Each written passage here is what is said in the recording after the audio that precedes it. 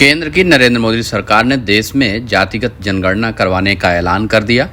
केंद्र सरकार के इस ऐलान के बाद क्रेडिट लेने की होड़ सी मच गई। एक और कांग्रेस जातिगत जनगणना के ऐलान का पूरा श्रेय राहुल गांधी को दे रही है, तो दूसरी ओर भाजपा इस दावे को नकार रही है।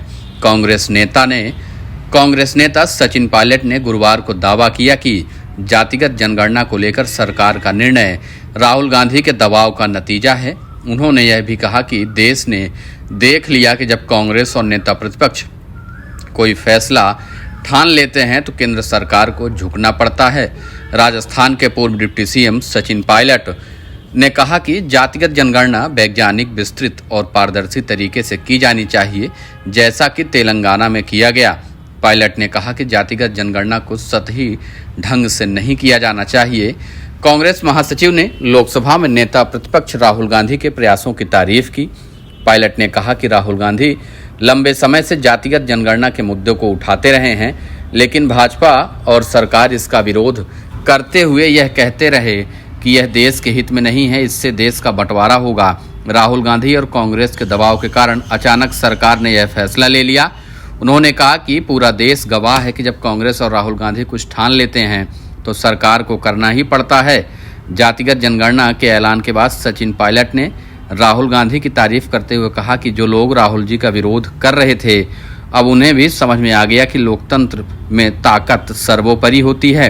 कांग्रेस ने गुरुवार को आरोप लगाया कि प्रधानमंत्री नरेंद्र मोदी हेडलाइन देने के मास्टर हैं, लेकिन डेडलाइन नहीं देते। उन्होंने सरकार के जातिगत जनगणना के फैसले को पहलगाम आतंकवादी हमले के बाद पाकिस्तान पर सख्त कार्रवाई की मांगों से ध्यान भटकाने की रणनीति करार दिया।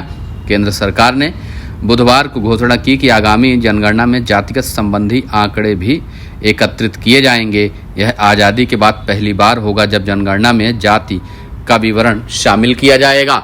सचिन पायलट ने स्पष्ट तौर पर राहुल गांधी की जमकर तारीफ की है और फैसले का पूरा श्रेय राहुल गांधी को दिया है। इधर सचिन पायलट से जुड़ी एक और बड़ी खबर है कि अब अशोक गहलोत, सचिन पायलट और वसुंधरा राजे को एक साथ काम करना पड़ेगा। राजस्थान विधानसभा के अध्यक्ष वासुदेव देवनानी ने वर्ष 2025 और 26 के लिए विधानसभा की अलग अलग समितियों का गठन कर दिया है। इन समितियों में एक एक पदेन सभापति, अन्य सदस्य भी नियुक्त किए गए हैं। विधानसभा अध्यक्ष की ओर से गठित की गई कमेटियों में सबसे अहम पूर्व मुख्यमंत्री वसुंधरा राजे, अशोक गहलोत, पूर्व डिप्टी सीएम सचिन पायलट को एक ही समिति का सदस्य बना दिया गया है। अब ये तीनों नेता एक साथ बैठकर विधानसभा के नियम तय करेंगे। राजे भाजपा के वरिष्ठ नेता हैं, गहलोत कांग्रेस के, तो सचिन पायलट और अशोक गहलोत एक दूसरे के धुर विरोधी भी रहे हैं। इसको पूरा देश देख चुका है। अब यह एक साथ बैठकर नियम बनाएंगे। राजस्थान विधानसभा में हर साल समितियों का पुनर्गठन किया जाता है। पिछले साल भी 16 समितियों में अलग अलग सदस्यों को नियुक्तियां दी गई थीं।